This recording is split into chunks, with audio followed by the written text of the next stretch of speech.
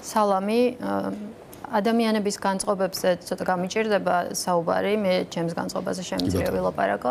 მე მგონია, რომ ჩვენ ძალიან დიდი გზა გამოვიარეთ ამ პროტესტის ფარგლებში და კიდევ დიდი გზა გვაქვს გასავლელი. დღეს ვიხსენებდი ზუსტად იმ კვლევას, რომელზეც ალბათ პოლიტიკის მეცნიერები უფრო კარგად ილაპარაკებენ. მე ძალიან მოკლედ ვიტყვი, 1900 წლიდან 2006 წლამდე გამართული ყველა პროტესტის ანალიზი, არ ვიცი შეიძლება ბევრჯერ გიხსენებიათ ეს ამბავი, რასაც აჩვენებს არის, რომ შვიდობიანი პროტესტის 56% შეუძლია მიზანზე გავიდეს, მაშინ როდესაც ძალადობრივი პროტესტის მხოლოდ თუ სწორად მახსოვს 26 პროტესტი გადის მიზანზე. ამიტომ მიუხედავად იმისა, რომ პროტესტის მხარეს მდგომ ადამიანებში შეიძლება იყოს ეს ცოტა თავების დათვლის მომენტიც, რომ ვართ თუ არა ისევ იმდენი, რამდენიც თავიდან ვიყავით, არის თუ არა სწორი გზა, რაც ჩვენ ახლა გვაქვს არჩეული და ასე შემდეგ.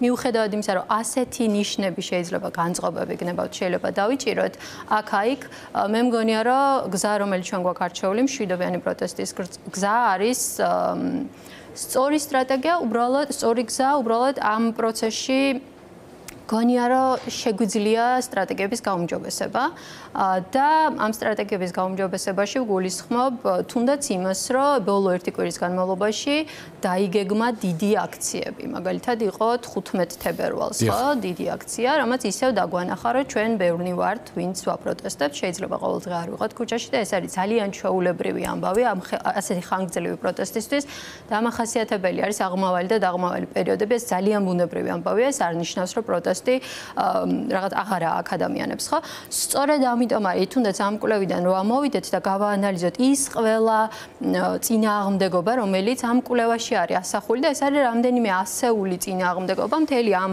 ხანგრძლივი პერიოდის განმავლობაში შესწავლილი.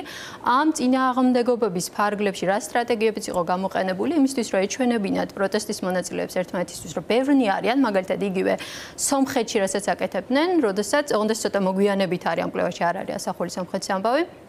როდესაც ერთი და იგივე დროს ადამიანები ქვაბებს ახმაურებდნენ სახლებიდან. მე შეიძლება ყოველდღე ვერ გავდივარ ქუჩაში, მაგრამ შემიძლია ორგანიზებულად პროტესტი გამოხატო. ესეც წინააღმდეგობაა და კვლევა აჩვენებს, რომ ასეთ წინააღმდეგობას შეუძლია უფრო მეტი შანსი აქვს, რომ ცვლილება მოიტანეს და ჩემთვის ყველაზე მნიშვნელოვანი რაც არის, ასეთი წინააღმდეგობით მოტანილი ცვლილება, ასეთი წინააღმდეგობით დემოკრატიული ცვლილებების მიღწევის შანსი უფრო მეტია, 10-ჯერ უფრო მაღალია, რომ მომდევნო 5 წლის განმავლობაში განვითარდეს დემოკრატიული ინსტიტუტები, როდესაც ცვლილებები ხდება მშვიდობიანი პროტესტის გზით, განსხვავებით ძალადობრივი პროტესტისგან, ხო?